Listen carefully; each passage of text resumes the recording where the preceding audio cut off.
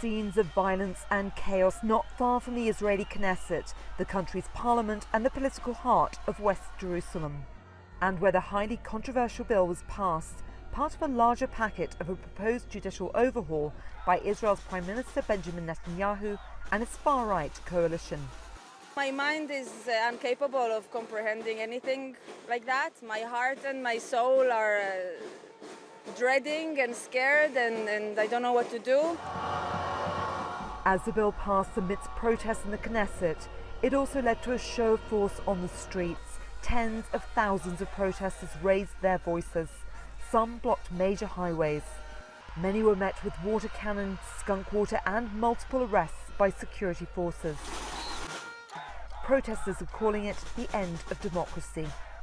These are the final breaths of the Israel democracy, and we're trying to make somebody listen to us, because the majority of the people want democracy. Netanyahu says the bill will bring the power to elected officials and away from the courts. Today we carried out a required democratic move. The move was aimed at restoring a degree of balance between the authorities, which was here for 50 years. We passed the Bill of Reasonableness so the elected government could lead the policy in accordance with the decision of the majority of the country's citizens. Former Defense Minister Benny Gantz stood against the bill, saying extremists had won. Anybody who thinks they've won today will soon find out that this was a real mistake for everybody. The direct person responsible for that is the Prime Minister. This piece of legislation, among other things, would strip the Supreme Court from striking down government decisions on the basis that they are unreasonable. Protesters and critics insist it will put the country on a path to autocracy. This evening we've really seen defiance on display as Israel faces a crossroads of a crisis that only seems to deepen, and also a crushing blow for protesters who have stood against the bill from the beginning. Laura Khan, Al Jazeera, West Jerusalem. Bernard Smith has more now from the protests in Tel Aviv. They've been protesting here like this, similarly to this, for the last 29 weeks, and it's really turned out to be fairly impotent protest, because they've been protesting against these judicial reforms and they've lost, they've gone through. But people here are very angry and upset, visibly angry, some of the people we've been speaking to, because they fear for Israel's, what they believe is Israel's democracy. This Tel Aviv is sort of a liberal small island in a centre of a more conservative country, and it's here where the protests have been led from. Well, we've also heard from Benny Gantz, former defence minister, leader now of the Blue and White Party. He says that direct responsibility for everything that's happening now lies with Prime Minister Benjamin Netanyahu, who says in front of us, Benny Gantz says, in front of us lies a clear and immediate danger of continuing oppressive legislation, the appointment of political judges, and Gantz goes on to say that everything approved here will eventually be withdrawn from the statute books in Israel. They don't have the majority in Parliament to stop this legislation going through, but all the indications is they're going to try and take it to the Supreme Court to have a judicial review. And of course, they're taking to the Supreme Court the very legislation that is going to be used to diminish the power of the Supreme Court. So when that happens, it probably will happen, then you'll have a constitutional crisis, the Supreme Court being asked to rule on laws that will reduce their powers. So there are many months, minimum months, of this crisis to continue to evolve into a constitutional crisis. Ofer Kassif is a member of the Knesset and the Hadash movement. He says as long as there's occupation, there will never be democracy. For more than 50 years now, Israel is being, is engaged in an ongoing dictatorship, a military dictatorship in the occupied Palestinian territories, East Jerusalem, the West Bank, and Gaza Strip, which is under the Israeli siege, as we know. So first and foremost, Israel is a dictatorship as far as the Palestinians in the occupied territories are concerned. Now, not unsurprisingly, there is a penetration of the occupation and the occupation system, culture, and means into Israel proper. And now Israel is turning, following this law. And it's just, the beginning. Other laws are expecting beyond the corner. And those are going to turn Israel into a full-fledged fascist dictatorship in which the most fanatic and zealot components are in power. Yeah, I want to apply to the international community.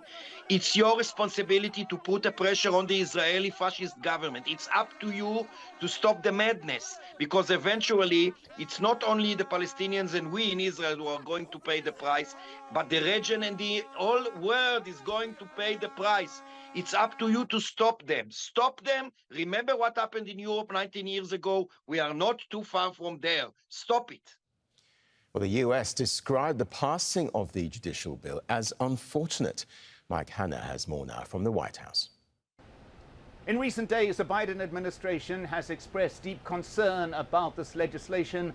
President Biden did so in person with the Israeli president in a meeting last week and in a subsequent phone call with the Israeli Prime Minister.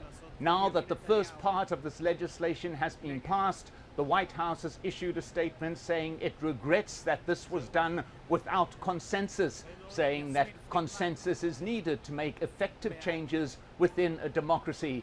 The White House pointing out that only 64 members of the 120-seat Knesset voted in favor, the opposition boycotting the vote in protest. There's also an awareness within the Biden administration about what is the context of this act, knowing full well that it is being driven by the far-right nationalist partners in the Netanyahu government, along with the extreme religious groups. They are driving this, and the administration is well aware of the fact that this is just the first brick in what is designed to be a wall of legislation which could result in a shrinking of democracy within Israel.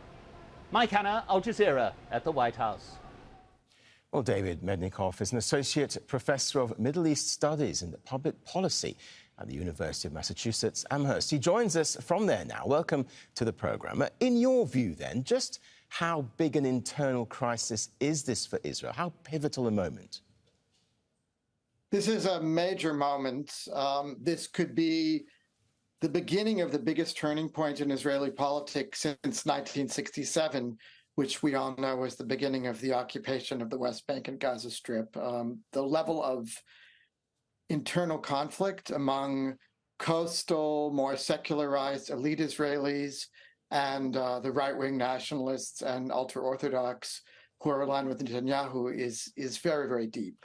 You mentioned Netanyahu there. To what extent is this fueled, do you think, by personal grievances of his? I mean, after all, he has been on trial for corruption charges. Yeah, I mean, of course, it's very tempting to believe that when a long-standing leader who is facing criminal charges has the opportunity to meddle with the judicial system, that there's certainly a strong incentive.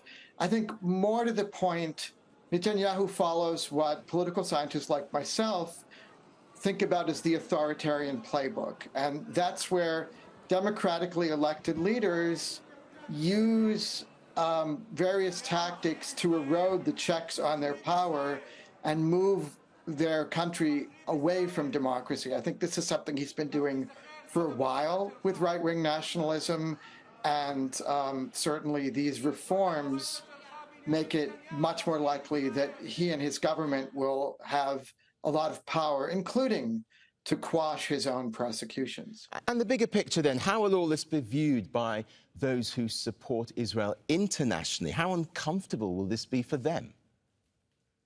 Well, I can mostly speak, of course, to the American situation. You know, the United States and Israel have been, certainly since the Biden admission, on somewhat divergent paths in terms of politics. And I mean, you just quoted the Biden administration's strong concerns about this. The bulk of the American Jewish population tends to be liberal, more secular, very much aligned with the Israelis that are protesting these moves.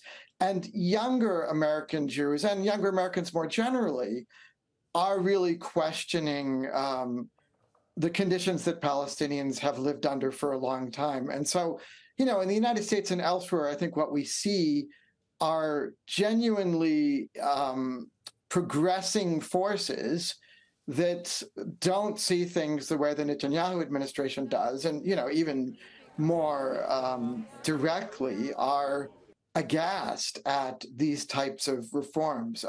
And this, applies to American Jews who have grown up really supporting Israel for decades. It's, watching a democracy seem to be unraveling, watching what seems like God's law being more important than the rule of law is very scary to many Americans and many American Jews. Given what you say then, where do the protesters go from here? What will their strategy be now? That's a good question. And of course, my positionality is somebody outside of the country. I have many friends that are involved in the protests. I understand that the pressure is going to continue. What I think I'd like to see, and many people who care about the Palestinian dimension of this would like to see, would be genuine linkage of the question of Israeli democracy with the question of Palestinian rights, so that there could be, in fact, common cause around the danger this represents to both Palestinians and Israeli liberals. So I think, trying to broaden the coalition, keeping the pressure up, it's clear the pressure matters. It's a moment in which the people really propelling the reforms don't want to back down and don't believe that they have to back down. So I think, as an earlier speaker said, we're in for a sustained period of political crisis, and certainly the Israeli opposition is going to continue to press as hard as they can to walk these reforms back, and maybe to see if the government can collapse and there could be new elections. David Mednikov, thank you very much indeed for joining us here on Al Jazeera. You're very welcome. Thank you.